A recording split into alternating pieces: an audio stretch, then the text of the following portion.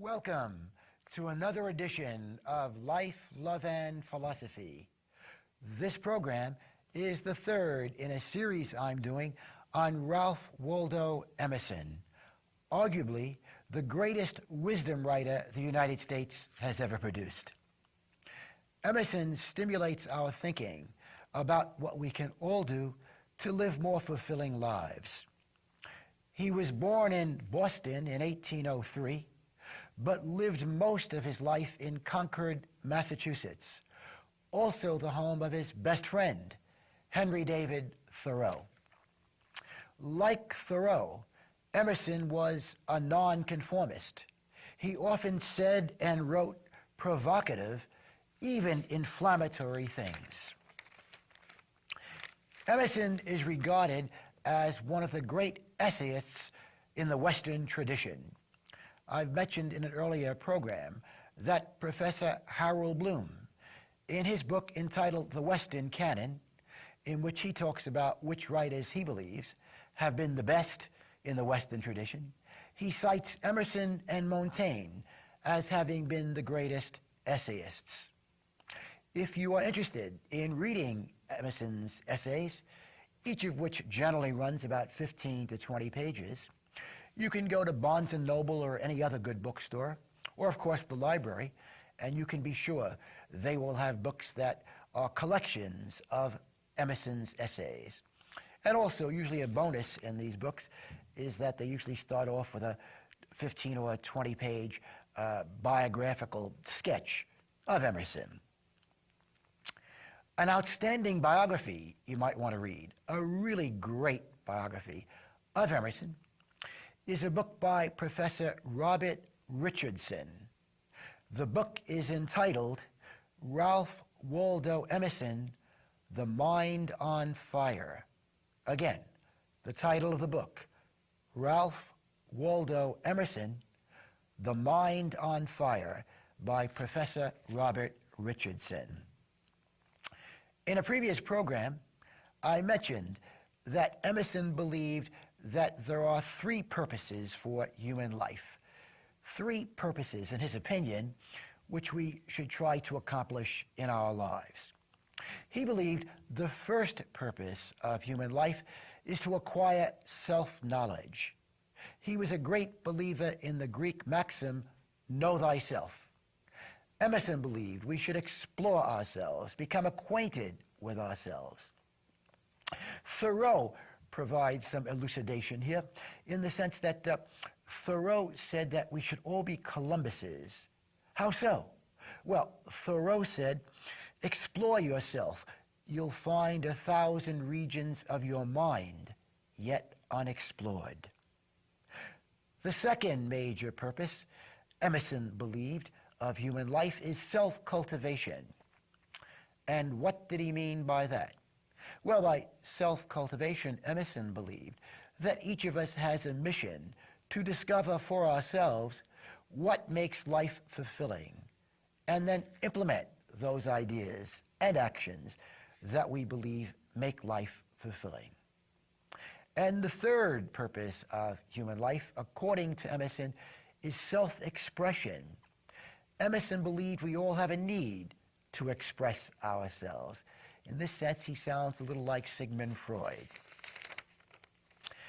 Emerson emphasized the importance of not letting other people do your thinking for you.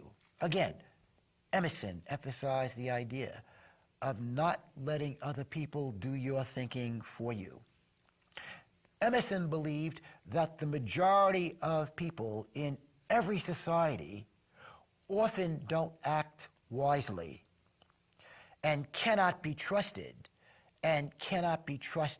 to act in the best way for themselves and for society.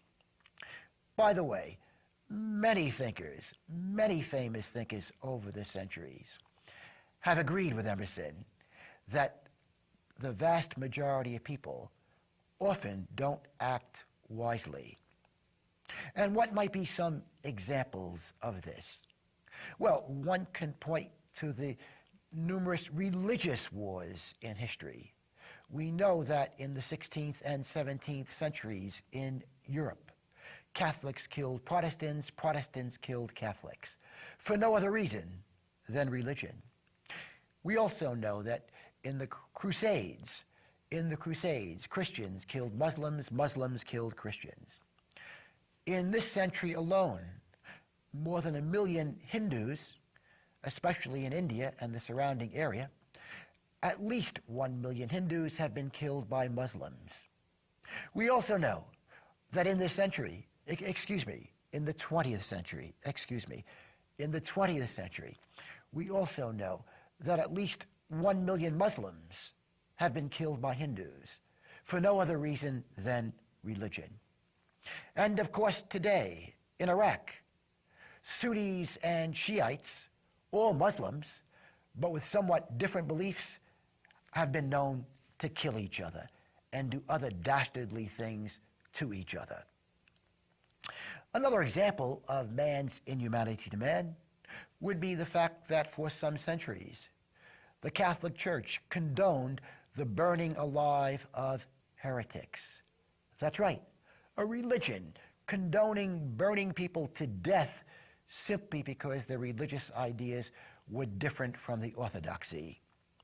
And of course, we know that both Catholics and Protestants in Europe burned thousands of women who were alleged to be witches, burned them to death.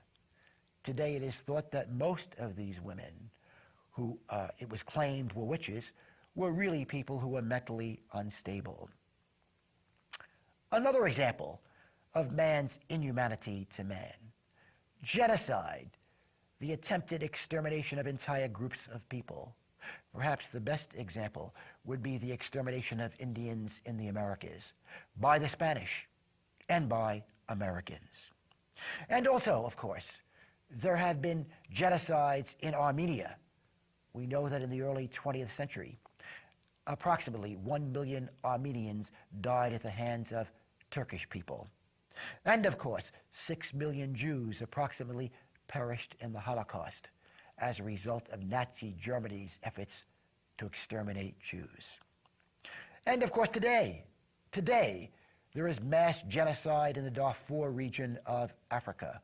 White Arabs killing en masse black Africans. And of course, if one checks out the long history of man's inhumanity to man, and the majority of people often not acting wisely or benevolently, of course there are all the wars of conquest, a story that's repeated time and time again over the centuries. And of course, torture and rape seem givens in the history of mankind. And of course, torture and rape are still somewhat commonplace in the world today. Maybe I should drop the word somewhat. And of course, we know that slavery existed in practically every area of the world at one time or another. And of course, one other example, the treatment of women in most areas of the world. Isn't it interesting that not long ago, the Taliban in Afghanistan were preventing girls from getting an education, preventing girls and women from getting an education. That females in Afghanistan, and we're talking now about the last 15 to 20 years, females in Afghanistan, when the Taliban were ruling Afghanistan, had to set up secret schools and risk their lives in attempting to get an education. Again, man's inhumanity to man. The idea that so often large groups of people cannot be trusted to act wisely or benevolently. Eckhart Tolle, who presently has 2 books on the New York Times bestseller list and is regarded as a spiritual teacher, talks about the collective insanity of human beings. And writer Ernest Becker put it this way. Becker wrote the following: all through history, it has been the average, normal men who have laid waste to the world. All through history, it has been the average, normal men who have laid waste to the world. Emerson believed that if one wishes to grow intellectually, emotionally, and spiritually, one must habitually question the values and behavior of the majority of people in one society. Again, one must habitually question the values and behavior of the majority of people in society. I mentioned in 2 previous programs that Emerson, like so many great thinkers in history, believed that the majority often doesn't act wisely. A couple of quotes from Emerson illustrate what I'm talking about. Emerson said this: "Society everywhere is in conspiracy against the manhood of every one of its members." And also he said this and wrote this: "The centuries are conspirators against the sanity and authority of the soul." I mentioned Eckhart Tolle before. In one of his most recent books called A New Earth, in talking about the collective insanity of the human race, gives some specific information. And let me just quote a few paragraphs, actually one paragraph, from his book A New Earth. He points out that World War I ended in 1918 and that 10 million people were killed in World War I. 10 million people were killed in World War I, and many more maimed or disfigured. He says this: "By the end of the 20th century, the number of people who died of violent death at the hands of their fellow human beings would rise to more than 100 million. More than 100 million people in the 20th century died of violent death at the hands of their fellow human beings." He goes on to say this, Tolle does: "They died not only through wars between nations, but also through mass exterminations and genocide, such as the murder of 20 million so-called class enemies, spies and traitors in the Soviet Union under Stalin, or the unspeakable horrors of the Holocaust in Nazi Germany." He continues: "During the Khmer Rouge regime in Cambodia, a quarter of that country's population was murdered." Can you imagine? 1/4 of the population of Cambodia murdered when the Khmer Rouge, a communist organization, ruled Cambodia. Tolle comes to this conclusion, and it's pretty provocative, pretty hard-hitting. He says this, and I'm quoting him: "The insanity that lies at the heart of the human condition constitutes the greater part of human history. It is to a large extent a history of madness." Again, the history of the human race is to a large extent a history of madness. Perhaps what is going on in Iraq today, and in Afghanistan today, and in Darfur, and in Mugabe's country, Zimbabwe, perhaps points up and is an illustration, unfortunately, of man's inhumanity to man and the insanity, the collective insanity of so many human beings. Who are some other thinkers who have commented on this insanity in us? Hermann Hesse, Nobel Prize-winning writer whom I often quote, he had this to say about the normal man, and I'm quoting him: "There is nothing so evil or savage or cruel in nature as the normal man." And Nietzsche, the famous German writer, 60 years before the Holocaust, wrote this: "Insanity is rare in individuals, but in groups and nations, it is the rule." Of course, Christianity also like other religions, has addressed itself to some of the dysfunctional elements in mankind. Many Christian groups teach that humankind carries the blemish of original sin, that because of Adam and Eve's original sin, we have inherited some of that guilt and tendencies towards sin. The idea is that to sin, and again, Christians generally teach that we are all sinners in one way or another, that to sin means to miss the point of human existence. It means to live unskillfully, to live blindly, to suffer, and to cause suffering. That the Christian idea of original sin points to the dysfunction inherent in the human condition. Again, it's been said that the Christian concept of original sin points to the dysfunction inherent in the human condition. Psychiatrist Carl Jung put it this way: after enumerating so many of the barbarities that human beings have committed against each other, he commented in this way. These are his own words. Again, psychiatrist Carl Jung. The evil that comes to light in man and that undoubtedly dwells within him is of gigantic proportions.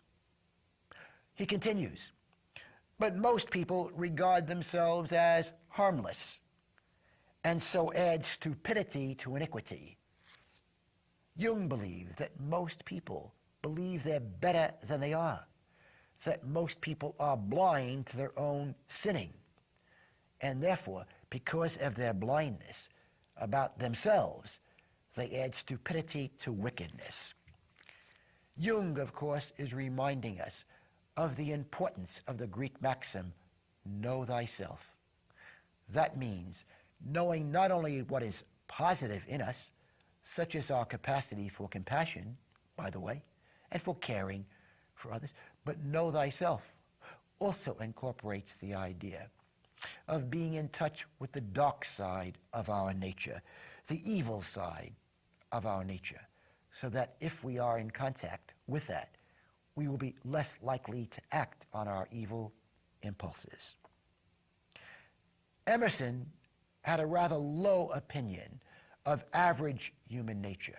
He did not discount the idea that there are extraordinarily good human beings. A Mother Teresa, an Albert Schweitzer, a Martin Luther King Jr., they would not have astonished Emerson. In fact, in his writings, he often refers to moral heroes, people who did incredible things, incredibly good things, out of compassion for their fellow human beings. But nevertheless, Emerson, in general, did have a low opinion of average human nature. Here are his own words. We easily come up to the standard of goodness in society. Society's praise can be cheaply secured, and almost all men are content with those easy merits. Emerson would not have been impressed if you said to him, you know, I think Joe's a good guy, or Mary's a great woman. He would hold out the possibility that this was true, but he also believed that most people operate at such low moral standards that when they say somebody is a good person, they're not necessarily presenting reality, the reality of that person as it really is. And now some questions for my viewers. What do you think? Do you think that Emerson, Jung, Hesse, and Sigmund Freud, who also had a very low opinion of average human nature, and even Christianity, do you think they have expressed an excessively negative view of the behavior of the masses of people over the centuries? Again, my question to you, do you think that Emerson, Jung, Hesse, Freud, and even Christianity have expressed an excessively negative view of the behavior of the masses of people over the centuries? Or Do you believe that average human nature is pretty coarse, pretty rough? Do you agree with Emerson that one should habitually question what the majority believes and how they behave? Again, do you believe with Emerson that one should habitually question how the majority in one's own society behaves, and also, again, what they believe? Do you agree with writer Willie Morris, who I think provides a good summary to this segment of my presentation? Morris said this, and I'm quoting him: "The gentlest person is that person who has warred the most, battled the most against his own inner violence." What do you think? If Emerson were alive today, I have little doubt that he would be a serious critic of American television and of American culture in general. I think he would point out that watching programs such as American Idol, or Dancing with the Stars, or Deal or No Deal, that programs such as this can never be as soul-satisfying as living to enhance one's awareness of oneself and the real nature of life. The idea is that American Idol may make you feel better for a couple of hours, whereas reducing one's ignorance about oneself and the real nature of life can have a much more enduring effect on our efforts to reduce our anxiety and increase our tranquility. What do you think about that? Is Deal or No Deal or American Idol as likely to help us in some enduring way to reduce our anxiety and increase our tranquility? Again, even if we do this, even if we engage in consciousness raising, life will still be difficult, but will be richer and more worthwhile. Whereas watching Dancing with the Stars might help you to relax for an hour, reading a significant book, a wisdom book, can influence the rest of one's life. It would be difficult for me in a short time, impossible actually, to enumerate the number of books I have read in my life that have had an enduring effect on how I see myself and the world and where I look for joy. Emerson talked about the power of ideas. The power of ideas. Here are some quotes from him on this subject. "The ideas in a man's head make him what he is." In other words, each of us is a bundle of ideas. Also, Emerson said, life consists in what a man is thinking about all day. Life consists in what a man is thinking about all day. I apologize to the females in the audience.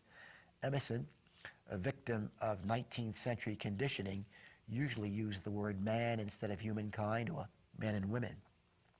The Buddha put it this way: we are what we think. We are what we think. With our thoughts, we make the world. Emerson believed the great turning points in our lives are not events, but moments of illumination.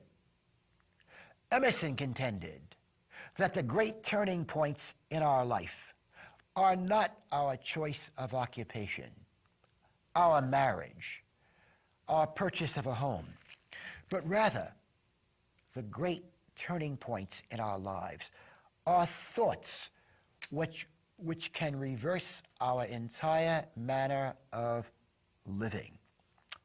What do you think? Again, this is another example of the idea that Emerson believed, that our thoughts our thoughts have an incredible influence on how we live our lives. And indeed, our thoughts very much affect our emotions. The idea being, if we can better control our thoughts and think wiser thoughts, we will live more fulfilling lives. Remember, Emerson believed that the three main purposes for being on earth, the three main purposes of human life are self-knowledge, self-cultivation, and by the way, Emerson believed the most important aspect of self-cultivation was becoming a very virtuous person.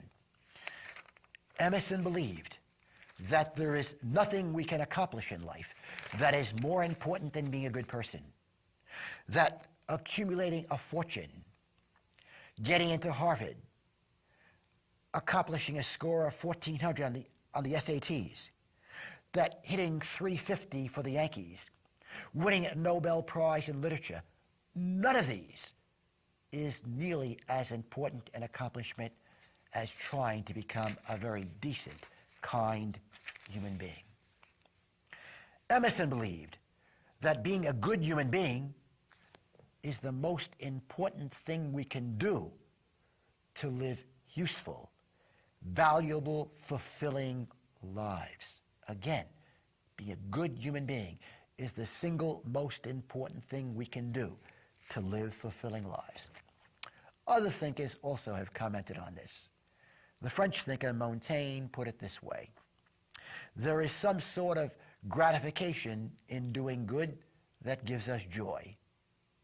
He went on to say, a generous pride accompanies a good conscience.